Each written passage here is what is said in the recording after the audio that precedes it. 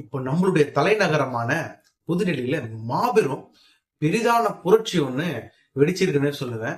இது சிப்பாய் கழகமும் சரி, வேலூர் புரட்சி கழகமும் சரி, அது மாதிரி இல்லாம இது மாணவர்கள் எல்லாருமே சேர்ந்து, ஒட்டுமொத்த மாணவர்கள் எல்லாருமே இணைந்து நடத்துகின்ற இந்த போராட்டமானது நிறைய பேர் இதுல படுகாயமும் அடைஞ்சிருக்காங்க. நிறைய பேர் படுகாயம் அடைந்ததும் இல்லாம கவலைக்கிடமாகவும் இருக்காங்க. அப்படின்ற மாதிரிதான் பெரும்பாலும் செய்தியாளர்கள் எல்லாருமே சொல்லிட்டு வராங்க. அப்படி என்ன போராட்டம் அங்க நடக்குது அப்படின்றது இந்த முழுக்க இந்த வீடியோக்குள்ள பார்த்து நம்ம தெரிஞ்சுக்க போறோம்.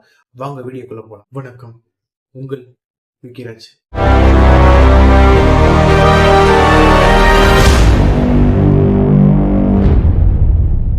பெரும்பாலும் மாணவர்கள் எல்லாருமே இணைந்து நடத்துகிற போராட்டமா இருந்தாலும் இது எல்லாராலும் அறியப்பட்ட போராட்டம் தான். அதாவது குறிப்பா நீட்டு. என்னப்பா இது நீட்டுன்னு அசால்ட்டா சொல்லிடுறிய, இதனால எவ்வளவு பேரு வியாகுலப்பட்டிருக்காங்க, வேதனைக்குள்ளாயிருக்காங்க அப்படின்ற மாதிரி உங்களுக்கு தெரியுமா அப்படின்ற மாதிரி உங்களுடைய தாட்ல இருக்கலாம். அதாவது நீட்டுக்காக நிறைய பேர் நம்மளுடைய தமிழ்நாட்டுல சரி, தங்கை அனிதா காட்டிலும் நிறைய மாணவர்களும் சரி இதனால உயிரிழந்திருக்காங்க. இந்த நீட்டை பேன் பண்றதுக்காக சட்டமன்றத்திலும் சரி, நாடாளுமன்றத்திலும் சரி நிறைய பேர் முன்னுதாரணமா நிறைய பேர் அங்க கையொப்பம் இட்டோம். அங்க இருக்கிற ஒன்றிய அரசு கிட்ட பேப்பரை ப்ரொசீட் பண்ணிருக்காங்க. இருந்தாலும் அவங்க இதை பெரிதும் நினைக்காம தொடர்ந்து இது எல்லாராலையும் நீட்டு வந்துடுச்சுப்பா, இதுக்கு என்ன பண்ணலாம் சொல்லிட்டு அப்படின்ற மாதிரி நிறைய மாணவர்கள்லாம் பயிற்சி வகுப்பு எல்லாம் போய் நிறைய பேரு அங்க பயின்ற காலமும் இப்ப நிறைய வந்துடுச்சு. நிறைய இடத்துல நாங்க சொல்லித்தரோம் நீட்டுக்கு பயிற்சி அப்படின்ற மாதிரி நிறைய பேர் காசு வாங்க ஆரம்பிச்சிட்டாங்க. ஆனா இது நீட்டு எக்ஸாமுக்கான, அதாவது நீட்டு தடை பண்றதுக்கான போராட்டம் கிடையாது. இது நீட்ல நடந்த முறைகேடுக்கான போராட்டம். இந்த முறைகேடானது என்ன நடந்தது பாத்தீங்கன்னா, நம்மளுடைய எஜுகேஷன் மினிஸ்டர் இருக்காரு பாத்தீங்களா, தர்மேந்திர பிரதான், அவரு தான் நம்மளுடைய நீட் எக்ஸாமோட ஷெடியூலும் சரி, எக்ஸாமோட டேட்டும் சரி அனௌன்ஸ் பண்றது. நெக்ஸ்ட் கொஸ்டின் பேப்பர் ப்ரிப்பரேஷனும் சரி, கொஸ்டின் பேப்பர் லீக் ஆயிருக்குங்க. இந்த கொஸ்டின் பேப்பர் லீக் ஆனதுனால நிறைய மாணவர்கள், படிச்ச மாணவர்களும் நிறைய பேர் இது உள்ள போக முடியாம ஆல்ரெடியே நிறைய வாட்டி இது நடந்திருக்கு அப்படின்ற மாதிரி சொல்றாங்க. இதனால ரீ எக்ஸாம் நடத்த போறதாக சொல்றாங்க. ஆல்ரெடி எழுதப்பட்ட மாணவர்கள் எல்லாருமே நல்லா எழுதிருக்காங்க. நாங்க எதுக்கு ரீ எக்ஸாம் எழுதுறோம், அது உங்களுடைய மிஸ்டேக்.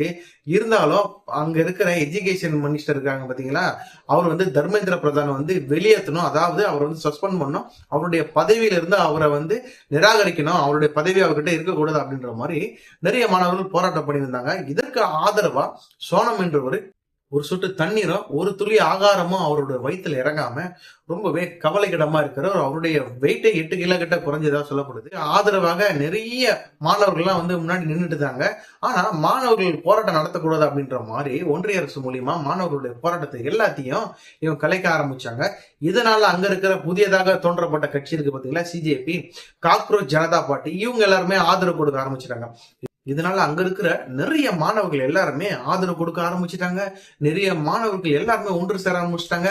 அங்க இருக்கிற மாணவர்கள் ஒன்று சேர்ந்ததுனால அங்க இருக்கிற போலீஸா இருக்கட்டும், நெக்ஸ்ட் ஆர்மியா இருக்கட்டும், துணை ராணுவ படையா இருக்கட்டும், நிறைய பேர் என்ன பண்ணிருக்காங்க பாத்தீங்கன்னா எல்லாருமே அங்க இறக்கப்பட்டிருக்காங்க. இதனால இறக்கப்பட்டதும் இல்லாம இங்க இருக்கிற மாணவர்கள் எல்லாருமே அங்க அப்புறப்படுத்துறதுக்காக அவங்க லட்டி சார்ஜ் பண்ண ஆரம்பிச்சிட்டாங்க. லட்டி சார்ஜ் மட்டும் இல்லாம லட்டில ஆணி வச்சிருக்காங்க. ஆணி வச்சு அடிக்கிறதுனால அங்க இருக்கிற மாணவர்களுடைய உடம்புல அங்கங்க செதிலா ரத்தம் கசியறதெல்லாம் பார்க்கும்போது ரொம்ப மோசமா இருக்கு. யாருமே அக்யூஸ்ட் கிடையாது, எல்லா மாணவர்கள் எல்லாருமே ஹையர் பொசிஷன்ல நல்லா படிச்சவங்க, எல்லாம் யூஜி, பிஜி, பிஹெச்டி வரையும் முடிச்சவங்க.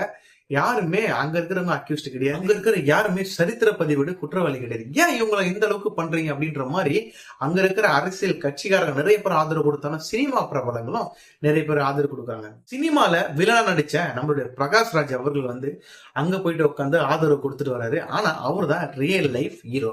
ஆனா அங்க ரியலா நடிக்காம படத்துல மட்டுமே ரியலா இருந்தவங்க எல்லாருமே இப்ப உண்மையாவே அவங்க வில்லனா ஆயிட்டாங்க அப்படின்ற மாதிரி தான் மக்கள் மனசுல பெரிதும் அங்க எல்லாரும் பேசப்பட்டு வருது. ஆனா நம்மளுடைய தமிழ்நாட்டுல ஜல்லிக்கட்டுக்கு எவ்வளவு பேர் எங்கெங்க இருந்தோ வந்தவங்க. ஆனா இன்றைக்கு தமிழ்நாட்டுல ஒரு குறிப்பிட்ட சில மக்கள் மட்டுமே அங்க ஆதரவு கொடுத்துட்டு பண்ணிட்டு வராங்க. இருந்தாலும் இதற்கு எது நிரந்தர தீர்வுன்னு பாத்தீங்கன்னா, அரசாங்கமானது மாணவர்களை கூப்பிட்டு மாணவர்களுக்கு தேவையானதை நான் செய்யறேன் அப்படின்ற மாதிரி சொன்னா மட்டும் தான் அங்க கண்டிப்பா அங்க நடக்கிற போராட்டமானது அங்க சமாதானமா போகும் அப்படின்ற மாதிரிதான் எல்லாருடைய தரப்பும் இருக்கு.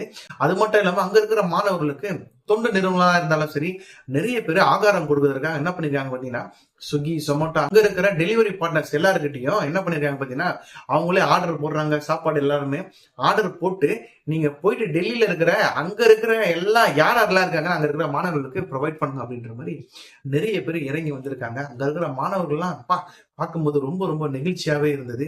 சின்ன பிள்ளைங்களாம் பதாகைகளை வச்சு இருக்கும்போது எங்களுடைய எதிர்காலத்துக்கு நீங்களே ஒரு பதில் சொல்லுங்க அப்படின்ட்டு சொல்லும் போது அதை பார்க்கும்போது ரொம்ப ரொம்ப நெகிழ்ச்சியாவே இருந்தது.